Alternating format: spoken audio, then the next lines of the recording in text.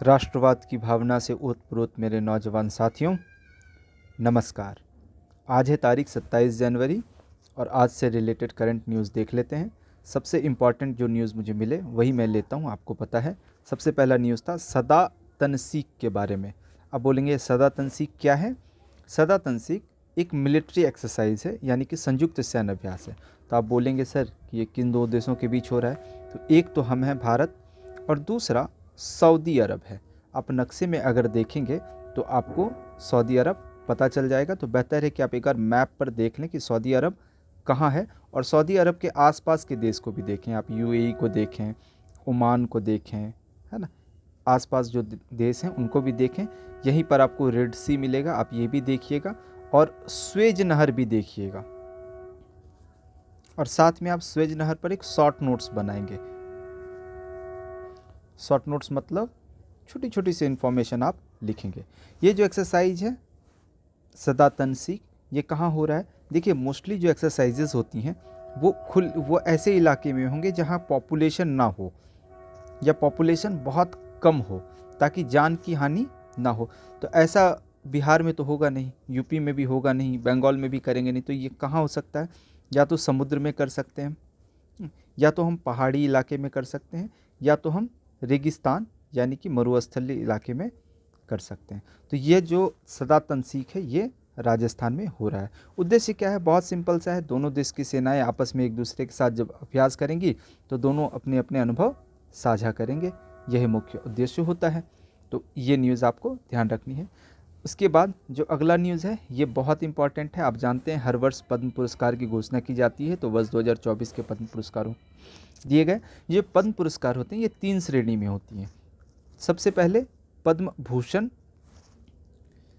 पद्म भूषण, इसके बाद पद्म विभूषण, इसके बाद भूषण, और इसके बाद पद्मश्री। तो ये 3 पुरस्कार आपको ध्यान रखने होते हैं। इसके बाद एक और होता है भारत रत्न, जो सर्वोच्च नागरिक सम्मान होता है। यह जो पुरस्कार होता है ये कला, सामाजिक कार्य, सार्वजनिक क्षेत्र, विज्ञान, इंजीनियरिंग, व्यापार, उद्योग, चिकित्सा, साहित्य, शिक्षा और ऐसे ही बहुत सारे विषय होते हैं, इनमें बेहतर गतिविधियों के लिए आपको दिया जाता है। पद्म विभूषण जो होता है ये असाधारण और विशिष्ट सेवा के लिए दिया जाता है।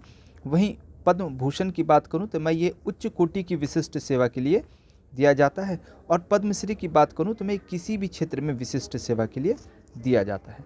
इस साल जो पद्म पुरस्कार दिए जा रहे हैं तो आपको ये ध्यान रखना है कि पद्म विभूषण 5 लोगों को दिया जा रहा है, पद्म भूषण 17 लोगों को दिया जा रहा है, और पद्मश्री 110 इतने लोगों को दिया जा रहा है। तो क्रम भी लगभग इसी तरह रहता है। भारत रत्न थोड़ा कम लोगों को मिलेगा, इससे थोड़ा ज़्यादा विभूषण मिलता है, विभूषण से थोड़ा ज़्यादा भूषण मिलता है, और भूषण से भी ज़्यादा श्री मिलता है। ठीक है। तो इस बार की जो मुख्य मुख्य बातें हैं वो मैं आपको सिर्फ बता रहा हूँ। इस बार जो पद्म पुरस्कार दिए जा रहे हैं, यानी कि मैं तीनों को मिला के बता रहा हूँ, इसमें 30 महिलाएं हैं। तो ये आपको ध्यान रखना है। पद्म विभूषण की बात मैं करूं तो उपराष्ट्रपति, जो पूर्व उपराष्ट्रपति थे एम वेंकैया नायडू, इनको मिला है, और एक साउथ के एक्टर हैं वे चिरंजीवी, इनको दिया गया है। इसके अलावा वैजंती माला, ये एक्ट्रेस रही हैं, आप इनके बारे में जानते ही हैं, इनको मिला है। इसके बाद कुछ लोग हैं जो मरणोपरांत भी मिला है, जैसे पद्मा सुब्रमण्यम, ये नाम याद रखिएगा, इस तरह के क्वेश्चंस पूछ लेते हैं। पद्मा सुब्रमण्यम ये भरतनाट्यम के नृतिका हैं, उनको मिला है। तो आपका एक होमवर्क और है, आप देखिएगा कि कितने क्लासिकल डांस होते हैं, शास्त्रीय नृत्य कितने होते हैं, और इन शास्त्रीय नृत्य में आपको सारे का लिस्टिंग करना है और उसका एरिया स्टेट बताना है। जैसे भरतनाट्यम कहाँ होता है, भरतनाट्यम, ये आपको देखना है। इसके अलावा एक और नाम है, ये भी बहुत इंपॉर्टेंट है, बिंदेश्वर पाठक, इनको भी मरणोपरांत पद्म विभूषण पुरस्कार दिया गया है। ये बेसिकली सामाजिक कार्यकर्ता की श्रेणी में इनको दिया गया है। अगला जो है वो पद्म भूषण को लेकर के है। इसमें भी कुछ बहुत इंपॉर्टेंट नाम जो मुझे मिले हैं वही मैं आपको बता रहा हूँ। तो सबसे पहला जो नाम है वो एम फातिमा बीबी को लेकर के है। एम फातिमा बीबी क्यों इंपॉर्टेंट है? क्योंकि हमारा जो सुप्रीम कोर्ट है, ये सुप्रीम कोर्ट की पहली महिला न्यायाधीश थी। याद रखिएगा, ये पहली मुख्य न्यायाधीश नहीं है, ये महिला न्यायाधीश हैं। इसके अलावा एक विजयकांत जो है उनको मिला है, ये तमिल अभिनेता हैं। इनके अलावा इन दोनों को मरणोपरांत है। इसके बाद मिथुन चक्रवर्ती, उषा उत्थुप, इन्होंने वो गाना गाया है उषा उत्थुप का, आपने सुना होगा शायद, अखियों के झरोकों से, वो इन्हीं का सॉन्ग है। बहुत प्यारा गाती हैं ये, बहुत ही खूबसूरत गाती हैं, बहुत प्यारी सिंगर हैं। तो इनको भी मिला है पद्म भूषण। इसके अलावा एक उद्योगपति हैं सीताराम जिंदल, जिंदल स्टील का नाम अगर आपने सुना हो, स्टील वगैरह, तो ये उन्हीं की कंपनी है।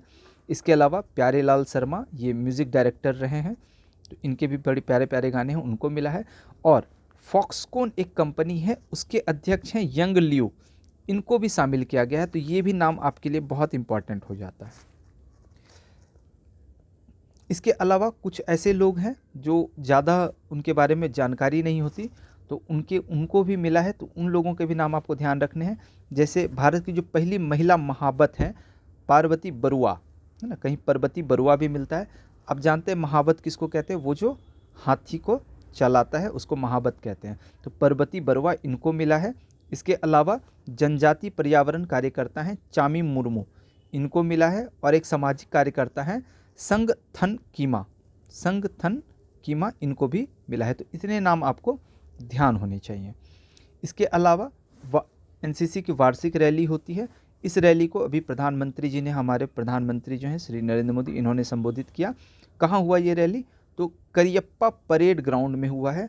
नाम से लगता है साउथ इंडिया है, लेकिन नहीं, ये नई दिल्ली में है। तो आपको इसलिए मैंने ये ध्यान बताया। 2200 से ज़्यादा कैडेट इसमें शामिल हो रहे हैं और 24 देशों के युवा इस कैडेट में शामिल हो रहे हैं। तो ये आज की सारे करंट अफेयर्स थे। उम्मीद करता हूँ आपको करंट अफेयर्स की क्लास हमारी पसंद आ रही होगी, और अगर नहीं भी आ रही होगी तो भी आप मुझे झेलें, क्या किया जा सकता है। बाकी बहुत बहुत धन्यवाद।